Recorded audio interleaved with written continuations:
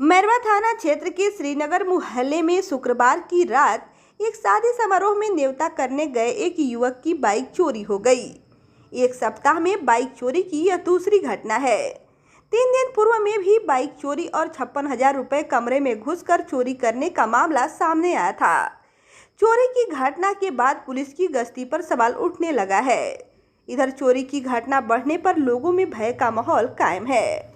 पीड़ित दरौली थाना क्षेत्र के रामपुनक गांव के मनु कुमार पांडे हैं। वे मैरवा रेफरल अस्पताल में एम्बुलेंस चालक का काम करते हैं। उसने इस मामले में मैरवा थाना में आवेदन दिया है।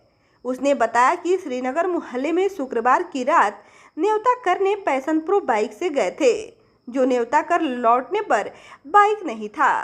काफी खोजबीन के बाद बाइक नहीं मिला। शनिवार की सुबह एक छड़ दुकान का सीसीटीवी फुटेज की जांच में देखा गया कि किसी ने बाइक के पास खड़ा है। तब तक बिजली कट गया, जिसको लेकर फुटेज में कुछ नहीं दिख रहा था।